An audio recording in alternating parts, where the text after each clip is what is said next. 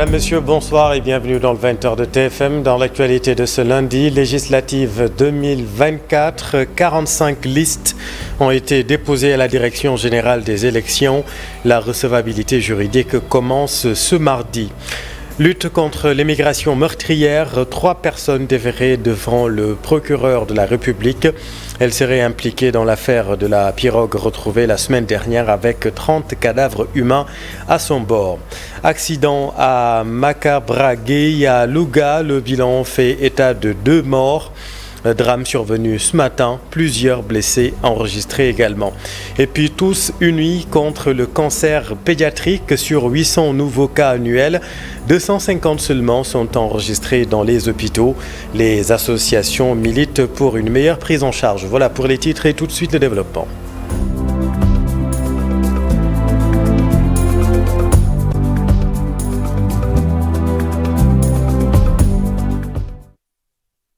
« 45 listes ont été déposées à la Direction générale des élections.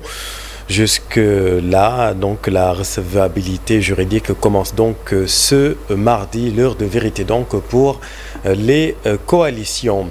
À la une également de l'actualité, lutte contre l'immigration meurtrière, 3 personnes déférées devant le procureur de la République. Elles seraient impliquées dans l'affaire de la pirogue retrouvée la semaine dernière avec à son bord 30 cadavres humains. Tous unis contre le cancer pédiatrique. Sur 800 nouveaux cas annuels, 250 seulement sont enregistrés dans les hôpitaux. Les associations militent pour une meilleure prise en charge de cette maladie très très chère. Voyons tout cela avec Pafaranik. 800 cas de cancer chez les enfants chaque année, dont seulement 250 arrivent à l'hôpital. Un chiffre alarmant qui pousse les associations à intensifier la lutte et la sensibilisation sur les cancers pédiatriques. On dit qu'au Sénégal, on reçoit plus de 800 nouveaux cas par an, mais il n'y a pas 250 cas qui arrivent au niveau de l'unité d'oncologie pédiatrique. Donc c'est d'où le problème du diagnostic précoce. C'est énorme, d'où le problème du diagnostic précoce. Il faut vraiment que les structures sanitaires soient formées et je pense que c'est en cours pour vraiment qu'ils puissent détecter très tôt le cancer. Parce que dès l'instant où le cancer est détecté très tôt, l'enfant peut guérir. Un mois pour sensibiliser et toute l'année pour agir. Pour cela, il faut des moyens conséquents et des structures sanitaires adéquates. Un slogan qui dit « Ensemble pour vaincre le cancer », on ne peut pas le vaincre avec des forces dispersées. C'est ensemble qu'on le fera. En tout cas, au niveau du ministère, on pourra créer cette dynamique collective, communautaire, cette dynamique de solidarité pour essayer de voir comment impulser ça, faire porter même le combat à l'ensemble du gouvernement, au Premier ministre et surtout au niveau du président de la République. On doit parler, on doit communiquer, on doit sensibiliser. Et comme elle le dit, la sensibilisation est le maître mot. Et pourtant, lorsque la maladie est détectée très tôt, l'enfant peut guérir du cancer, mais certaines mamans abandonnent la prise en charge très coûteuse. À un moment donné, le traitement se fait en ambulatoire. La famille fait des va-et-vient à l'hôpital. Donc on sait que les transports coûtent cher, surtout si l'enfant est très alité ou bien si l'enfant a eu un handicap suite au cancer, une amputation et tout. Donc l'enfant sera obligé de prendre un taxi et tout ceci est très cher. Beaucoup de familles, à cause des problèmes sociaux, sont obligées d'abandonner le traitement de l'enfant. Donc vous avez 5 enfants, l'un de ces 5 enfants a le cancer et vous êtes obligé de vous occuper des 4 autres enfants. Vous ne pouvez pas rester à l'hôpital, laisser vos enfants à la maison. Donc si vous n'avez pas un accompagnement, un suivi, généralement le parent il abandonne le traitement au détriment de l'enfant et au profit des autres enfants, au profit de la famille et tout. La clôture du septembre à Nord, plusieurs activités de campagne de sensibilisation ont été organisées. Néanmoins, ces acteurs rencontrent plusieurs difficultés pour soutenir les familles, souvent ruinées par la maladie. Grossesse et mariage précoce chez les élèves. Des enseignants de santé et enseignants dressent un tableau très sombre à Thiès. Nous y reviendrons dans un instant avec le reportage de Cheikh Anta Diop. Restons dans l'éducation et une mobilisation citoyenne pour une école de la réussite. Dialogue des offres d'éducation et de formation. Une opportunité d'enrichissement mutuel. La rencontre a réuni plusieurs acteurs du secteur. Fatou Bintou Conté. La diversification des offres d'éducation est devenue une nécessité au Sénégal. Le but est de satisfaire la demande d'éducation que le système formel ne satisfait pas. À cet effet, un panel organisé par la COSIDEP va permettre d'échanger sur des expériences et bonnes pratiques entre les offres d'éducation. L'école pour nous signifiant tous les lieux d'acquisition de savoir, tous les lieux d'apprentissage. Quand on se réveille un lundi à 10h, un jour de travail, nous devons prêter une attention à tous ces lieux de fréquentation des enfants. Les enfants sont dans des écoles formelles, classiques, dans des écoles privées. Ils sont dans les daras. Ils sont bénéficiaires de l'éducation populaire. Ils sont bénéficiaires des programmes d'alphabétisation. Ils demeurent des enfants sénégalais et nous devons avoir une préoccupation pour tous ces lieux d'apprentissage. Préoccupation en termes de qui les enseigne dans ces écoles. Préoccupation de quelles sont les conditions d'enseignement apprentissage dans ces écoles, quels que soient les types. Préoccupation en termes de contenu. Parce qu'au final, nous devons construire un socle minimal de compétences qui fait que grandi, devenu grand, nous ne devons plus nous opposer, mais nous devons nous compléter. Au Sénégal, plusieurs types d'éducation sont offerts, allant du dara à l'éducation professionnelle, pour ne citer que cela. On ne peut pas avoir un seul système éducatif pour tous les Sénégalais. C'est comme qui dirait avoir une robe à faire porter à tous les Sénégalais. Il y a des demandes différentes. On ne peut plus imposer une offre éducative à tous les Sénégalais. Il faut écouter les Sénégalais et adapter les offres aux demandes des citoyens. C'est pourquoi il y a des entrées différentes, il y a des offres, il y a des types d'écoles différents. Mais l'essentiel, c'est que l'État du Sénégal puisse avoir une attention sur chaque type d'école. Au final, un cadre de dialogue permanent entre les différentes offres éducatives va être mis en place par ce panel. Terminer cet exercice par la mise en place d'un cadre de dialogue inter-offre. Oui, un cadre de dialogue inter-offre parce que des fois, quand nous écoutons les offres dialoguer, nous avons l'impression que chacun cherche à se donner les meilleurs profils.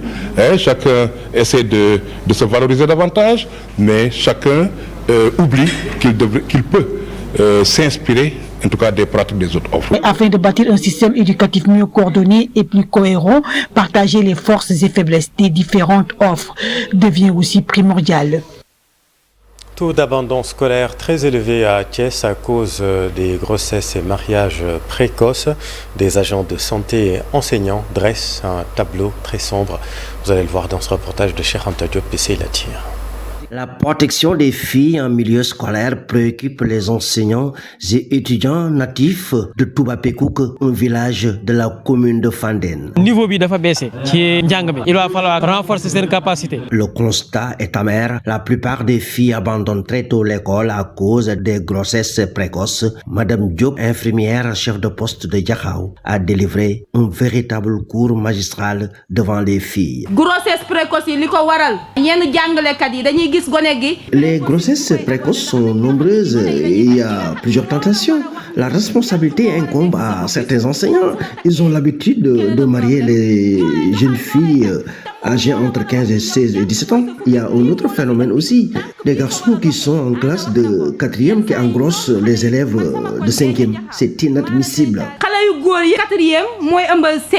C'est parce que comportement L'infirmière chef de poste de Touba Pekouk, Annecy, a fait un plaidoyer pour elle. La commune de Fandène manque d'infrastructures sanitaires. Infrastructures sanitaires insuffisantes. Il existe seulement 3 postes de santé à Fandène. Limité soins aux élèves. Les encadreurs de ce camp de vacances ont fait des recommandations. Pour eux, l'éducation à la santé reproductive doit être intégrée dans les programmes scolaires. Traditionnelle journée de l'excellence, les meilleurs élèves au bac de la région de Diourbel, honorés par la convention du Baol. Près de 217 nouveaux bacheliers avec mention ont été récompensés en présence du ministre de l'Éducation nationale, Pape Balagaï. La journée de l'excellence initiée par la Convention du Baol a tenu toutes ses promesses. Plus de 200 nouveaux bacheliers ont été primés et honorés pour promouvoir la culture de l'excellence. Ami Falsar, membre de la Convention du Baol. On se dit que les jeunes, ils partent peut-être parce qu'on ne leur a pas donné suffisamment le sentiment d'appartenance, peut-être parce qu'on ne les a pas suffisamment encouragés, on leur a pas suffisamment fait ressentir cette reconnaissance, parce que il y a certes l'école, mais il y a l'entourage. Et quand je dis entourage, je ne parle pas simplement des parents, je parle de tous ceux qui ont réussi et qui doivent tendre la main à ceux qui n'ont pas les mêmes moyens. Et c'est ce que, à travers la Convention du Baol et tous ceux qui l'accompagnent, il a essayé de faire aujourd'hui. Et c'est pour ça que nous sommes très réconfortés par la présence du ministre Moustapha Guirassy, qui est venu aujourd'hui manifester son soutien, sa présence pour une initiative comme ça à l'échelle régionale. Et c'est également l'occasion de saluer tout le comité d'organisation. L'édition 2024 avec comme parrain Abdoulaye Dia de Sénégo, le ministre de l'Éducation nationale Moustapha Guirassy invitera les récipiendaires à avoir des références et surtout être patient dans la vie. C'est magnifique, c'est comme ça qu'on peut mettre au cœur des préoccupations et des enjeux le savoir et l'excellence. Et dans une contrée qui est celle de Ahmadou Bamba, Khadim Rassoul, qui rime avec excellence dans tout ce qu'il fait, qui rime avec effort, qui rime avec élégance, qui rime avec endurance et qui rime avec responsabilité. Je pense que de telles pratiques ne font que perpétuer, donner écho en fait à ces enseignements. Et c'était le lieu pour moi, au nom du chef de l'État et du chef du gouvernement, de dire à ces enfants que nous comptons sur eux, de dire à ces enfants que le pays compte sur eux. L'avenir et le futur du Baol, c'est nécessairement, on n'a pas le choix, ce sont ces enfants. 200 millions de francs CFA investis pour honorer les jeunes de la région de Diourbel. L'événement a réuni les dignitaires religieux et administratifs qui, dans leur allocution, n'ont pas manqué d'encourager les jeunes à ne jamais se fixer de limites dans le cadre des études. Merci Pabala. À la cité Kofia de Niakourap, dans la commune de Tivaouane Peulh, plus de 1600 familles propriétaires de terrains désemparés. Elles réclament leur titre de propriété à un promoteur. Le maire d'Emet, ses membres de l'association des habitants de la cité interpellent les nouvelles autorités. Aminata Ba. Imo nous a vendu des parcelles. Pour certains, depuis bientôt 10 ans. Il a été convenu que la vente se fasse devant notaire et que les travaux de viabilisation soient achevés au courant du deuxième trimestre de l'année 2017. Nous avons appris que le titre foncier était hypothéqué auprès d'une banque de la place et que la société n'a pas respecté son engagement envers celle-ci. C'est ainsi que la banque nous a servi en début 2024 à quelques-uns d'entre nous des avis de sommation alors que nous avons soldé depuis très longtemps. Et puis dans l'actualité internationale en Amérique, visite du président en Afrique, mais aussi au Liban avec la poursuite des bombardements israéliens. Tout d'abord en RDC avec ce rapport des Médecins sans frontières dans des camps de réfugiés. Aminata Mbaresso. Cas de viol dans des camps de déplacés à Goma, en République démocratique du Congo, Médecins sans frontières alerte. Dans un rapport publié ce 30 septembre 2024, l'organisation dit avoir consulté plus de 25 000 victimes dans les structures de santé appuyées par Médecins sans frontières ou mises en place par cette organisation. Un nombre qui fait le double des chiffres enregistrés les années passées, des cas d'agression remarqués le plus souvent dans la province du Nord Kivu et dans les camps de déplacés des environs de Goma. Ce rapport est réalisé à partir de données recueillies dans des zones d'intervention de 17 projets situés dans 5 provinces de la République démocratique du Congo. Les raids israéliens se poursuivent au Liban. Les bombardements ont provoqué un exode massif vers la Syrie. Selon l'ONU, environ 100 000 réfugiés ont passé la frontière. Un nombre impressionnant de réfugiés est d'ailleurs noté au niveau des points de passage. Visite officielle du président américain en Afrique, Joe Biden va se rendre en Angola. Cette visite à quelques semaines des élections américaines prévues en novembre entre dans le cadre d'une coopération. Selon la Maison-Blanche, cette visite relève d'une promesse qui avait été faite au cours du sommet États-Unis-Afrique en décembre 2022. Cette visite en Angola du président américain suscite débat. De nombreux observateurs voient ce voyage en Angola comme une possibilité pour les Américains de renforcer leur présence dans certains États africains et réconforte aussi l'influence pétrolière de l'Angola face à la montée en puissance chinoise en Afrique. Du côté Et puis en sport, Ngor Almadi Beach Soccer confirme sa suprématie après son sacre en championnat. Il réalise un doublé en s'adjugeant la Coupe du Sénégal en battant en finale le club Wakamois, et puis une apothéose qui sera servie d'occasion au directeur technique national d'annoncer des réformes pour la saison prochaine. Cher Sadi Boudjara.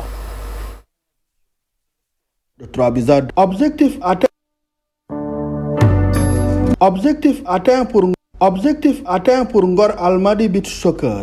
Il réalise pour la première fois le doublé. Après le sacre en championnat, il remporte la Coupe du Sénégal en venant à bout du club Wakamois Vision sur le score de 3-2. Le doublé. C'était notre objectif. Si vous avez 5 internationaux dans votre équipe, vous ne craignez rien. Même si le niveau du championnat est bon, nous avons réalisé nos objectifs. On a joué un championnat sans défaite. On a joué presque 14 matchs sans défaite. Donc, bon, bravo à mes joueurs et le staff et tout, surtout le président. Un deuxième triomphe de Ngor Almadi qui marque la fin de saison du beach soccer sénégalais, qui vise entre autres un championnat plus relevé pour redynamiser l'équipe nationale. Aujourd'hui, c'est vrai que nos équipes nationales continuent à être toujours effectivement au-dessus, mais rassurer également aussi quand même que les équipes progressent. Nous avons été accrochés par la Mauritanie, qui est une nouvelle équipe. Mais d'autres équipes également aussi, aujourd'hui, tentent de nous approcher. Et ça, c'est normal. Je pense que l'équipe nationale aujourd'hui, si vous regardez la plupart des joueurs aujourd'hui, ils sont à leur 10e année, même 12 ans de règne. C'est normal que cette transition, effectivement, qui va aller vers les jeunes qui entrent et ceux qui sont d'une durée qui sortent, ça va prendre un peu de temps pour tenir la mayonnaise. Mais je pense que nous avons confiance en Ngala pour nous mettre en place. Et puis à 20 jours du démarrage de la CAN 2024 de beach soccer en Égypte du 19 au 26 octobre prochain, l'équipe nationale du Sénégal a entamé la phase de préparation. Le sélectionneur des Lions, Oumar Ngalla Sylla, avec Charsa de Boudjara. Beaucoup de moments quand même de préparation. D'ailleurs, la semaine prochaine, on va jouer avec la Guinée de matchs amicaux parce qu'il y a des choses qu'on a préparées et après on verra. Et après, voilà, il y aura encore 2 semaines pour évaluer le travail, pour continuer, parce qu'un travail n'est jamais parfait. Même si tu gagnes cette fois la Coupe d'Afrique, le Sénégal est attendu. On sait que l'hégémonie est toujours là. Donc, toutes les équipes veulent nous battre, mais c'est à nous de se préparer mentalement et après, être prêt sur tous les côtés. C'est la fin de cette édition. Merci infiniment de l'avoir suivi. Soir d'info, la suite. Je vous retrouve avec le docteur Mamadou Lamine Sarr. A tout de suite.